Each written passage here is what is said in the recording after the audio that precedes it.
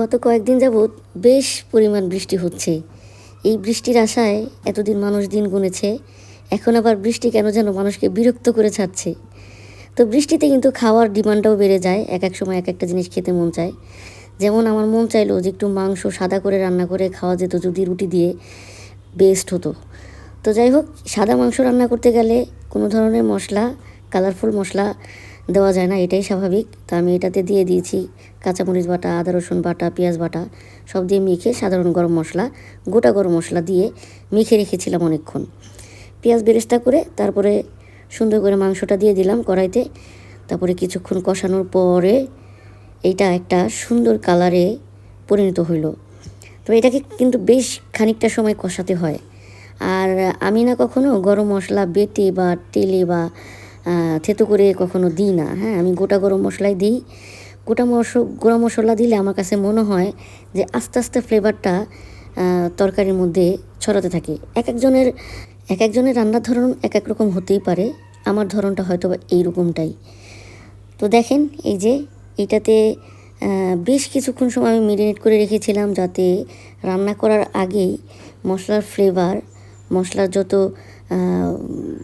যত গুণাগুণ আছে বা মশলার যত স্বাদ আছে সবগুলো যেন মাংসের ভিতরে ঢুকতে পারে। তো কিছুক্ষণ পরে দেখেন এই যে পানি উঠে গেছে মাংসের থেকেই। পানিটা শুকিয়ে যাওয়া পর্যন্ত আমি ভালো করে এটাকে নেড়ে চেড়ে জাল দিতে থাকবো একটা নির্দিষ্ট পরিমাণ হিটে। তারপরে যখন পানিটা একদম শুকিয়ে আসবে, দেখা যাবে এখানে তেল উঠে আসছে। আপনারা যারা রান্না করেন তারা এই প্রসেসটা জানেন। তখন আমি কি করব, একটু লেবুর রস চিপে দইয়ের মধ্যে, আমি মিষ্টি দই ইউজ করি সবসময় টক দইয়ের জায়গায়। তো লেবুর রস এবং মিষ্টি দই ভালো মতো ফিরতে হবে খুব ভালো মতো।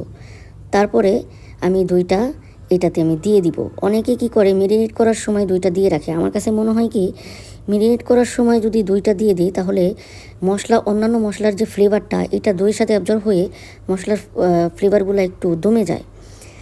তো ওই যে আমি বললাম, এক একজনের রান্নার স্টাইল এক এক রকম হতেই পারে। দেখেন অলরেডি কিন্তু আমার মাংসের মধ্যে তেল উঠে গেছে। আমি এই মুহূর্তে দিয়ে দিব এটাতে গুঁড়া করা জিরা দিয়ে কিছুক্ষণ নাড়াচাড়া করে তারপরে এটাকে আমি এভাবেই ঢেকে রাখবো।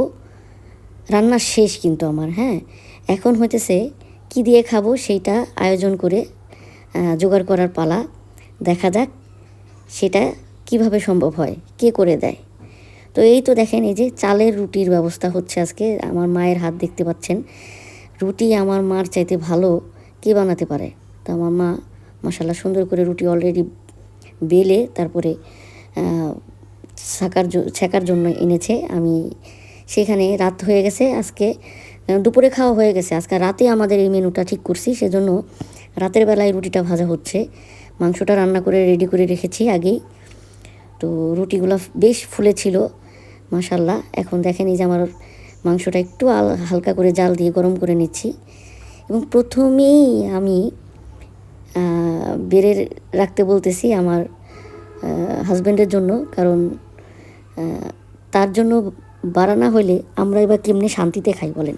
এই যে তার জন্য দেওয়া হলো আম, রুটি এবং মাংস সুন্দর করে বক্সিং করে দেওয়া হলো। সে তার কর্মস্থলে বসে বসে খাবেন।